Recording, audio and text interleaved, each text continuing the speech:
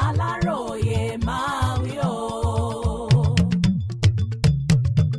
Ó ga ọ́, Rukayat Gawat ti wà nípò àìsàn fúngbà díẹ̀ kó tó kú. Òwe Yorùbá kan ló sọ pé ká kú lọ́mọdé kó yẹni, ó sàn ju ká dàgbàdàgbà ká má ládìí ẹ̀rànà lọ. Bẹ́ẹ̀ gẹ́lẹ́ lọ̀rọ̀ rí fún Rukayat Gawat, ọ̀dọ́mọdé olórin mùsùlùmí tó kú lójijì ni.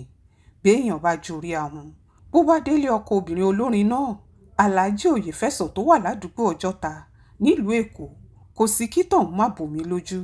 Níṣe lèrò pọ̀ lọ bí omi. Tọmọdé tàgbà tó wà ń bẹ́ẹ̀ nìbànújẹ́ hàn lójú wọn. Bẹ́ẹ̀ làwọn míín sunkún kíkankíkan. Àwọn ẹlẹgbẹ́ Rukayat tí wọ́n jó lórin mùsùlùmí pàápàá barajẹ́ gidigidi. Níṣe ni wọ́n ń sunkún kíkorò. Bẹ́ẹ̀ ni wọ́n ń pariwo páwọn kò jọ sọ báyìí.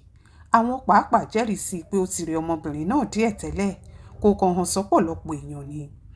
Ọwọ́ àárọ̀ lèrò ti pé sílé ọkọ olórin ìsìláàmù náà, níbi tí wọ́n ti kọ́kọ́ ṣàdúrà tí wọ́n máa ń ṣe sókù lára fún un. Omi lẹgbẹ́ èèyàn ló wà níbi ètò náà láti ṣàdúrà fólóògbé yìí. Lẹ́yìn àdúrà yìí l'Aláròyé gbọ́ pé wọn yóò gbé lọ sílùú ọkọ rẹ̀ níjẹ̀bú ayé pé níbi tí wọn yóò sìnkú rẹ̀ sí. Aláròyé gbọ́ pé ó ti rẹ ọmọbìnrin náà díẹ̀ tẹ́lẹ̀, àwọn olórin ẹgbẹ́ rẹ̀ náà sì jẹ́rìí sí i, bó tilẹ̀ jẹ́ pé kò sẹ́ni tó lè sọ̀rọ̀ àìsàn tó ń ṣe gan-an. Kódà àwọn fọ́tò rẹ̀ kan tó ta Aláròyé lọ́wọ́, ṣùgbọ́n tó le fún wa láti gbé jáde fáyé rí fi hàn pé ilé ìwòsàn kan lọmọbìnrin náà kú sí, bó tilẹ̀ jẹ́ pẹ́ni tó sọ fún akọ̀ròyìn wa kò dárúkọ ilé ìwòsàn náà. Ṣùgbọ́n hàn nù fọ́tò náà pọ̀sibítù lọmọbìnrin yìí mí èémí ìkẹyìn sí.